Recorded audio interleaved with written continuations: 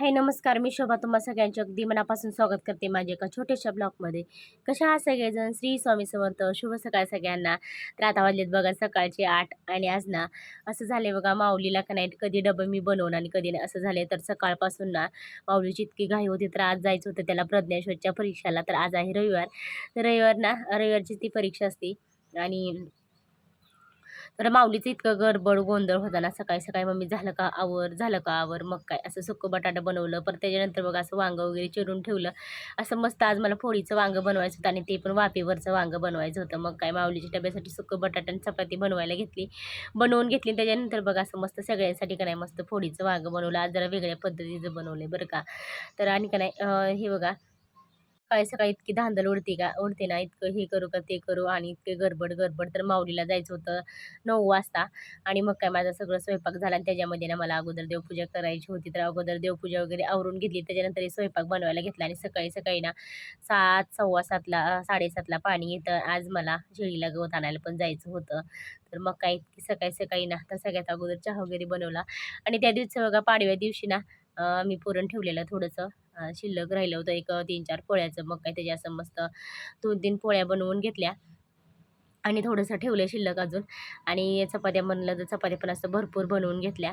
तर आता वाजलेत बघा दुपारचे 1-1:30 वाजले असतील. तर सगळ्यांना शुभ दुपार.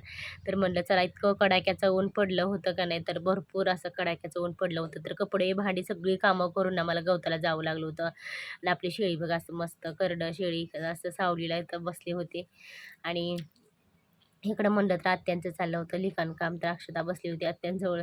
तर थोडीशी अक्षूची पण मदत असते आणि मग काय मी गवताला गेले तर इकडं बापूंनी पण गवत आणलं आणि मी पण आज भरपूर असं गवत झाले आपल्या शेळीला आणि पिल्लाला. आता 2-3 दिवस ना बघायचं काही टेन्शन नाही. तर आज म्हणलं तर दळणं पण अजून एक पण आले नव्हते. तर 3-4च्या पुढं ना भरपूर असे दळणं येतात. तर असं आपल्या शेळीला उन्हाचं इतकं भरपूर असा कडाका झाला ना तर काय सांगायलाच नको. आणि इकडं आपल्या माऊलीची थोडीशी मस्ती चालू होती.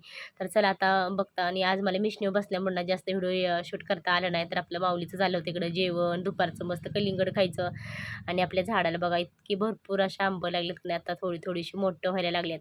तर एक पुढच्या व्हिडिओमध्ये ना नक्कीच आंब्याची एक रेसिपी ना तुमच्याबरोबर मी शेअर करणार आहे. तुम्ही सुद्धा नक्कीच करा आणि तुम्हाला सुद्धा ते आवडेल. तर मस्त तोंडी लावण्यासाठी ना त्याची एक मस्त रेसिपी बनवणार आहे. तर तुमच्याबरोबर चटणी वगैरे शेअर करणार आहे. वगैरे घासून घेतले तर आत्ता व्हिडिओला सुरुवात करते. सकाळी आज पाणी आलं तर लवकर सकाळी ना पाणी आलं होतं तर पाणी वगैरे भरून घेतलं. तर हे बघा माझी सगळी घरातली कामं आवरल्यानंतर ना आपल्या शेळीला वैरण पाणी वगैरे केलं. तर आपल्या शेळीला आत्ता सावली आली पण इकडे एक ब्लँकेट धुवून टाकलेली मी. तर आपलं पाटी वगैरे घासून घेतली सकाळी सकाळी. तर थोडंसं ना पिठामुळे थोडीशी धूळ वगैरे उडती आणि हे बघा आज सकाळी सकाळी ना परत आता घर आला होता. तर म्हणलं चला आता शेवया बनवायला घेऊया. तर इकडं आपलं घर आलेलं आहे बघा. इकडं 3 किलो आलेलं आहे आणि इकडं आपलं 3.5 किलो घर आलेलं आहे. तर काल ना 8.5 किलो बनवलेलं आहे. तर आज 6.5 किलो बनवते. तर चला आपलं इकडं चाळून घ्यायचं आहे आणि आपलं माऊली अक्षता म्हणलं तर दोघं अक्षता गेले माऊलीला सोडायला आणि माऊली गेला ट्युशनला. तर बघा रात्री 9:30पर्यंत मी दळणं दळली. भरपूर असा उशीर झाला होता मला आणि माऊलीच्या पप्पांना पण यायला उशीर झाला होता. तर चला शेवया बनवायला घेते. सकाळचे ना 7 वाजलेत बघा. तर आपल्या शेळीला काय खुराक वगैरे ठेवलं झाडून वगैरे सगळं झालं आणि आता ना माझी गिरण चालू आहे. तर 5 वाजल्यापासून करा एक एक एक एक करून अशी दळणं येत होती बघा. तर आता दळणं चालेल. अजून एक राहिले गव्हाचं. तर ते गव्हाचे टाकले. अगोदर सुरुवातीला ज्वारी आलेली तर ज्वारी दळून घेतली आणि आता आपला दिवस मावळायला लागला आहे आणि आत्या आजारीत ना. तर आपलं अक्षरशः चाललं आहे अभ्यास करायचं. तर घरं वगैरे पुसून घेतली. इतकं म्हणजे की चहा वगैरे चालल्यावर इतकं चिकट तेलकट होती ना फरशी. तर सगळं स्वच्छ पुसून वगैरे घेतलं आणि आत्या आजार आहेत ना.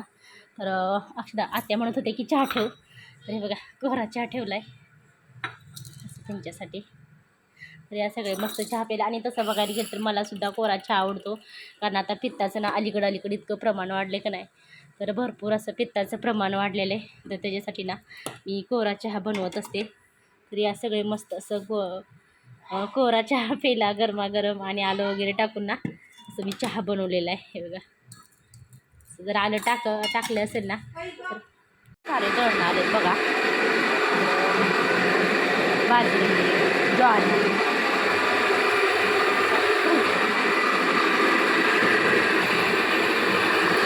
सारे दळण आले.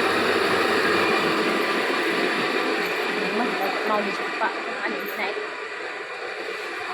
चालू दळण दळायचं.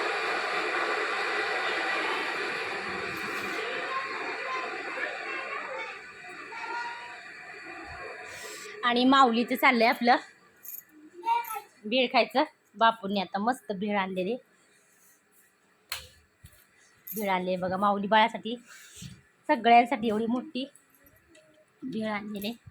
आणि त्या आपली अक्षताची मैत्रीण अक्षता. हाय. मला फक्त पालक आणि गरगटा बनवायचा आहे.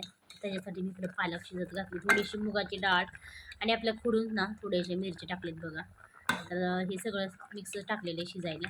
तर आता पालक ना शिजत आले तर चला म्हटलं तर फोडणी देऊन घेऊया. तर लसूण वगैरे ना तर इकडं मी सोलून ठेवलं आहे म्हटलं गॅसवरती.